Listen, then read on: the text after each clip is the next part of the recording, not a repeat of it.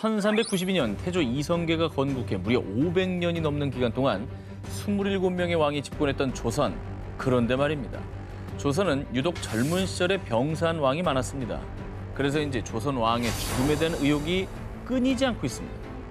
자, 지금부터 공식적으로 인정된 바는 없지만 암살 음모론에 휩싸였던 조선 왕들의 미스터리한 죽음에 대해 낱낱이 파헤쳐보겠습니다. 대표적인 암살 음모론의 주인공, 독살설로 인해서 재임 기간 내내 왕권을 위협받은 조선의 21대 왕 영조의 이야기입니다. 1724년 8월 20일, 때는 영조가 연인군으로 불리던 시절, 그의 이복형인 조선 20대 왕 경종은 게장과 감을 먹은 뒤 복통을 호소했습니다. 점차 병세가 악화되며 의식마저 흐려지던 상황. 이에 당시 연인군은 어이들의 반대에도 인삼과 부자를 달인 삼부차를 처방하라 지시했습니다. 그런데 바로 다음 날인 8월 25일 갑작스럽게 승천한 경종. 이에 당시 장안에서는요.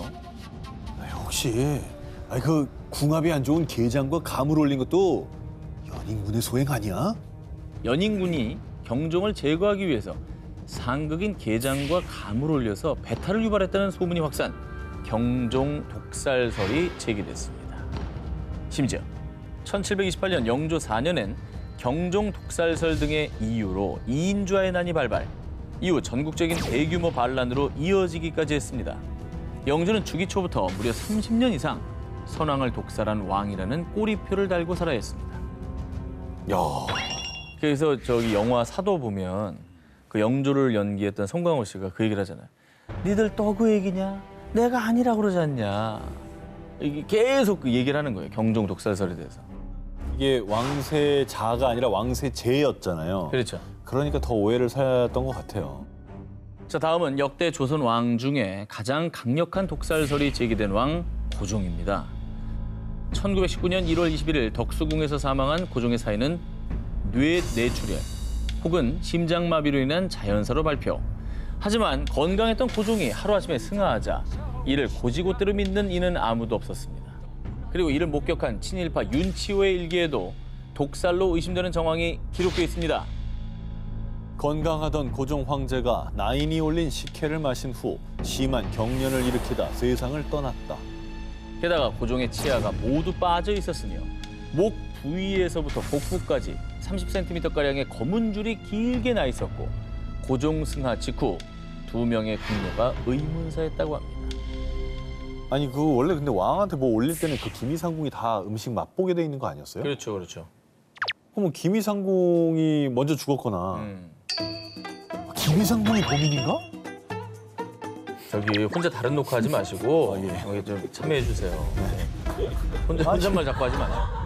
실제로 일본이 사주한 고종 독살설이 대두되자 일본은 고종의 사인이 자연사라 주장하며 해명했지만 의혹은 가라앉지 않았고요. 이는 3.1운동으로까지 이어지기도 했습니다. 조선 왕조 암살 미스터리, 과연 어떤 비밀이 숨겨져 있을까요? 신라 제30대 왕으로 676년 삼국 통일을 이룩 통일국가의 틀을 세운 문무대왕. 그런데 행방이 묘연했던 문무왕릉비의 하단 부분을 1961년 경주 한 민가에서 발견. 그리고 1998년 하나의 가설이 대두되면서 역사계가 발칵 뒤집혔는데요. 투후, 제천지윤, 전치력. 이는 하늘의 제사를 지내는 투후의 7대 손이라는 뜻인데요. 일부 학자들의 해석에 따르면요. 투후의 7대 손이 신라 김씨왕조의 시조가 됐다는 내용이기도 합니다. 자, 그렇다면 이 투후가 도대체 누구냐? 바로 흉노족의 김일제란 사람입니다. 어이? 그러니까 흉노족의 후손이다 이거예요? 신라가? 김일제는 한나라 무제 때 벼슬을 한 흉노족 효도왕의 태자로요. 다시 정리하자면 흉노족이었던 투후 김일제의 7대 손이 신라 김씨왕조의 시조라는 겁니다. 아니, 우리가 배웠던 역사가 송두리째 바뀌는 순간 아닙니까? 당시 한나라 한무제는 흉노족의 위협에서 벗어나고자 군을 북방에 보내 흉노를 공격. 한나라에 끌려온 흉노족 태자 김일제는 한무제의 신임을 얻고 공을 세우며 한무제에게 김이라는 소시를 하사받았고요. 산동성 지역의 제후인 투후로 책봉이 되었습니다. 이후 투후 김일제의 후손이 한반도로 내려와 신라 땅에 정착, 신라 김씨의 왕조를 열었다는 가설입니다. 야, 이 논란이 있다고는 하지만 이게 만약에 사실이면은 신라 김 씨가 기마민족의 후예일 수도 있다. 뭐 이런 얘기네요. 신라는 다민족 국가인가요? 네. 그러게. 벌써 흉노도 있고 저 인도도 있고 다민족이네요. 문무왕릉비에 담긴 이 미스터리한 메시지의 진실은 과연 무엇일까요? 역사 미스터리 그날 19, 18위 공개합니다. 그 사람의 미스터리한 죽음. 2006년 1월 오스트리아 서부 인스브루크의 한 법의학 연구소 소속인 발터 파르존 박사의 충격적인 발표. 이번에야말로 음악 거장의 미스터리가 풀릴 겁니다. 오스트리아면은 누구예요? 오스트리아면은 단 한 명의 이름이 생각나지 않습니까? 그럼 짤츠부르크라고 해야 되고 그럼 모차르트네. 그죠? 당연히 오스트리아 모차르트죠. 그걸 뭐 질문이라고 합니까? 자, 그 주인공은 바로 두 기자님이 말씀하신 신이 내린 천재 음악가 볼프강 아마데우스 모차르트입니다. 35세의 젊은 나이에 갑작스레 요절한 모차르트는 사후 230년이 지난 지금까지도 명확한 사인이 밝혀지지 않아 죽음에 대한 숱한 미스터리가 남아있는데요. 그런데 성 마르크 공동묘지에서 발굴해 1902년부터 모차르트 연구기관에서 보관하고 있던 모차르트의 두개골을 2004년 발굴된 그의 외할머니와 조카 유골의 DNA와 대조, 이를 통해 모차르트 죽음의 비밀이 풀릴 것으로 예측됐습니다. 검사 결과 어떻게 나왔어요? 검사 결과를 공개하기 전에 모차르트의 죽음에 대한 의혹부터 먼저 짚어보겠습니다. 자, 1791년 모차르트는 사망 직전 갑작스런 고열에 시달리다 2주 만에 급사했는데요. 이후 그의 죽음을 놓고 무려 150여 가지의 의혹이 제기됐습니다. 자, 모차르트 사망에 대한 첫 번째 추측, 라이벌 살리에리의 독살설. 모차르트 사망 이후 러시아 희곡 모차르트와 살리에리에서 모차르트의 재능을 질투한 살리에리가 샴페인잔에 독을 타는 장면이 묘사됐고요. 1984년 영화 아마데우스에서도 해당 내용이 또 한 번 강조되며 독살설을 믿는 이들이 많았는데요. 그러나 사실 소문과 다르게 두 사람은 우호적인 관계였다고 합니다. 모차르트 사망에 대한 두 번째 추측, 수은 중독. 모차르트는 매독을 치료하기 위해 와인에 수은을 넣어 마셨다고 하는데요. 수은에 중독될 경우 의식장애, 경련, 발작, 고열 등을 앓다 수주일 내에 사망할 수 있는데 모차르트의 사망 직전 증세와 비슷했던 거죠. 자, 그러나 이 가설 역시 명확하게 밝혀지지 않은 가설일 뿐. 근데 의혹이 150개면은 그냥 모르는 거 아니에요? 모르는 왜 거죠. 죽은지? 네. 근데 저 정확하네요. 시대에는 의학이 뭐 지금하고는 맞아. 비교가 안 되니까 사실 어떤 병으로 죽었다 해도 그걸 알기가 쉽지 않을 거예요. 자, 중요한 건 바로 검사 결과겠죠. 대망의 검사 결과. 모차르트의 두개골과 외할머니, 조카 유골의 DNA는 불일치. 그렇죠? 그의 죽음은 여전히 미스터리로 남게 됐습니다. 근데 DNA 결과가 어쨌든 이 미스터리를 밝혀준다고 생각했는데 오히려 또 새로운 미스터리를 남기는 그러니까. 상황이네요.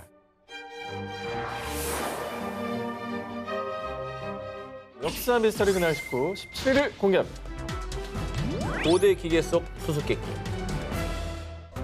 1901년 그리스 안티키테라 섬 부근의 바다 밑에서 난파된 것으로 추정되는 선박 한 척이 발견됐습니다. 그리고 이 선박에서 고대 그리스 시대의 항아리, 장신구, 조각품 등과 함께 무려 기원전 1세기에 제작된 것으로 추정되는 기계를 발견. 세간에 충격을 안겼습니다. 1세기입니다. 1세기. 기계가 있어요? 저기 뭐야? 태엽이에요? 안티키테라 기계라 불리는 이 장치는 사실 처음 발굴 당시에는 단순한 청동 물체로 여겨졌습니다. 대체 이건 어디에 쓰는 물건이지? 도대체 알 수가 없네. 그런데 70년이 흘러 1971년 영국의 물리학자 데릭 솔라 프라이스 교수는 안티키테라 기계를 엑스레이와 감마선 이미지로 촬영. 그리고 안티키테라 기계의 잔해 속에서 30개 이상의 톱니바퀴를 발견했습니다. 그리고 이후에 여러 학자들이 모여 끈질긴 연구를 이어간 끝에 기계에 적힌 설명서 속 그리스어를 해독하는 데 성공했습니다. 거기 설명서가 또 있었어요? 설명서에는 천체들의 움직임과 위치, 일식, 예측 등에 대한 내용이 담겨 있었는데요. 설명서대로 기계를 복원해 본 결과 기원전 1세기에 제작된 것으로 추정되는 안티키테라의 정체는 천문관측 기계였습니다. 복잡하고 정교한 기계 장치를 기원전 1세기에 만들어냈다라는 거잖아요. 더욱 놀라운 점은요. 태양주위를 도는 이 지구의 운동 365.25에 가까워요.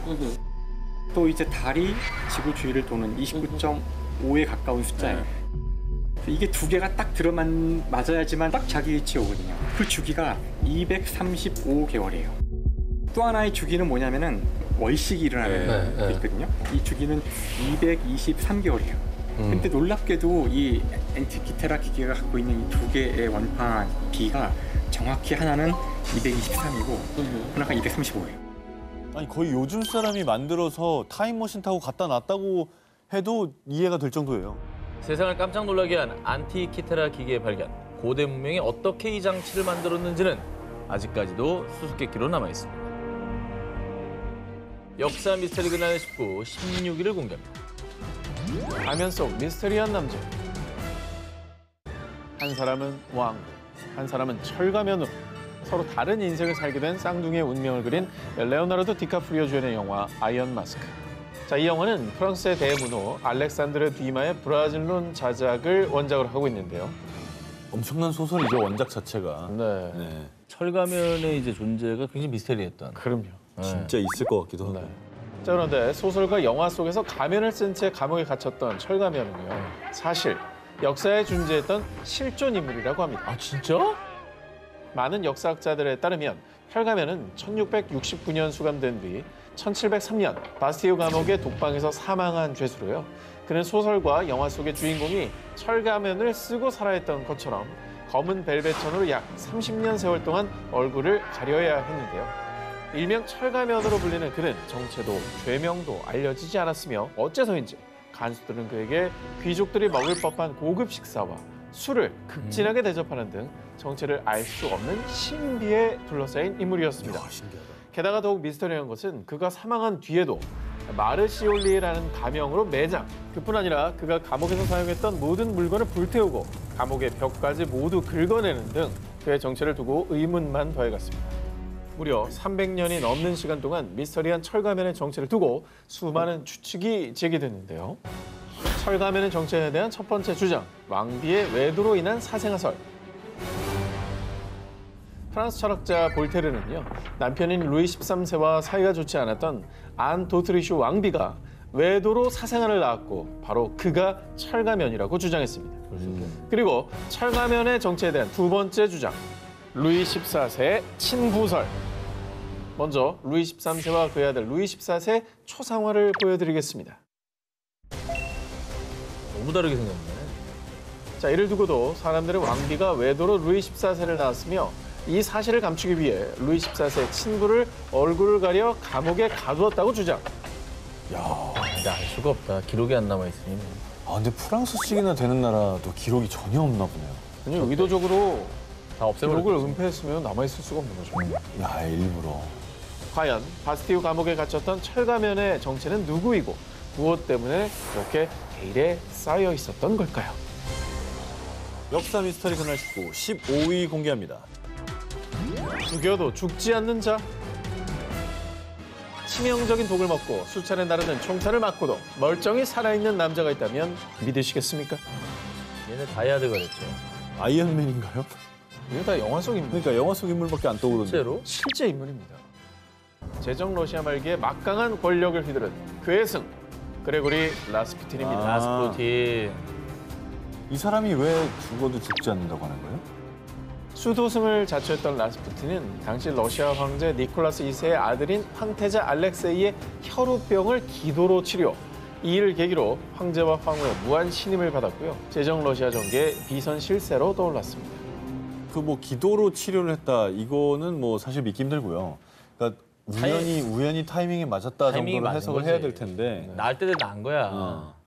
신비로운 능력으로 제정 러시아를 주무른 라스푸틴. 그러자 그를 견제한 황실 측근들은 라스푸틴을 암살하기로 계획. 1916년 12월 29일 황족 유스포프 공작은 파티를 빌미로 자택에 라스푸틴을 초대했는데요. 그런 청산가리를 먹었는데 왜 죽질 않는 거야? 라스푸틴이 분명 치사량의 청산가래가 든 케이크를 먹고도 끄떡없이 멀쩡하게 파티를 즐기는 겁니다. 결국 기다리다 지친 유스포프 공작은 라스푸틴을 저격. 총에 맞은 라스푸틴은 쓰러졌는데요. 그런데 말입니다. 죽은 줄 알았던 라스푸틴이 마치 좀비처럼 벌떡 일어나 유스포프 공작을 공격. 저 정도면 죽이려고 하다가 믿게 되겠다. 라스푸틴느님 이러면서 제가 의심한 제가 죄인입니다. 저를 죽여주시옵소서. 와, 아니 청산가리도 먹고 벌떡 일어나서 반격하고 이거 뭐 좀비 아닙니까 이 정도면? 아직 놀라시긴 이릅니다. 당시 대기하던 암살 공모자들이 깜짝 놀라 라스푸틴을 향해 수차례 총탄을 발사. 겨우 그를 제압해 강물에 던져버렸는데요. 그런데 더욱 미스터리한 점은요. 사흘 뒤 라스푸틴이 시신으로 발견됐을 당시 그를 꽁꽁 묶었던 밧줄이 풀려 있는 상태였다고 합니다. 저 사람 물에서까지 살아나와가지고 유스포프 찾아갔으면 거의 기절했겠는데. 아 그러면 맹신이지.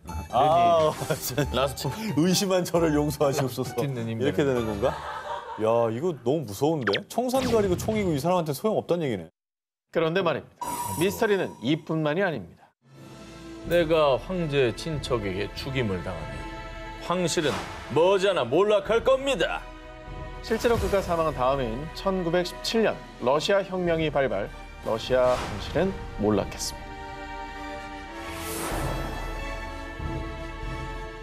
역사 미스터리 그날 19 14위를 공개합니다.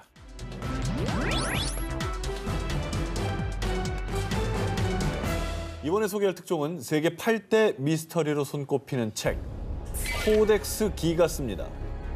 이 책은 13세기 초 보헤미아의 베네딕트 수도원에서 만들어진 것으로 추정되는 책으로 사람이 손으로 직접 쓴 필사본입니다. 오, 진짜 정교하다. 캘리그라피의 원조격이네요. 저게 그러니까. 필사본, 네. 저게. 컴퓨터로 찍어낸 것 같아. 그러니까 인쇄체 같아. 그런데 말입니다. 이 코덱스 기가스에 대해 말씀드리자면 높이 92cm, 폭 50cm, 두께 22cm에 무게는 자그마치 75kg, 320장의 방대한 분량을 자랑하는 중세 최대의 필사본인데도 불구하고요. 오탈자 제로. 그런데 놀라운 사실은 이 방대한 양의 책을 여러 사람이 아닌 오직 단 한 사람이 썼다는 겁니다. 와, 저 많은 거를.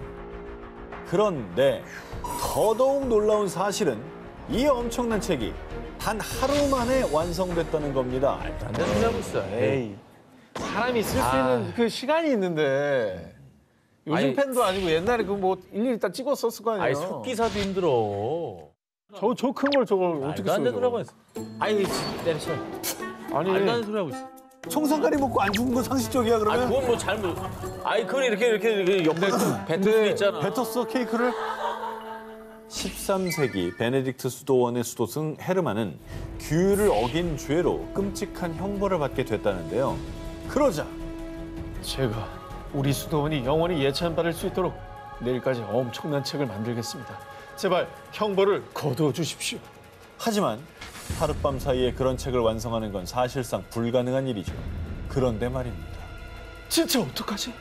책만 완성할 수 있다면 내 영혼이라도 팔고 싶다.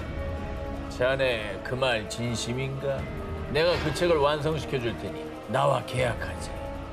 그리고 헤르만은 악마에게 감사의 의미로 책 577페이지의 증거를 남겨놨는데요. 바로 이 악마. 엥? 그래서 코덱스 기가스의 또 다른 이름이 악마의 성경입니다. 네, 내가 볼 때는 저 책의 신비감을 높이기 위해서 좀 만들어낸 얘기가 아닐까요? 스토리텔링이다. 그렇지. 그럼 하루 만에 쓴 것도 뻥이다. 마케팅이다. 아니, 저걸 파는 게 아니잖아요. 하루에 계약을 해서 쓴다는 안 것 되지. 자체가 말이 안 되잖아.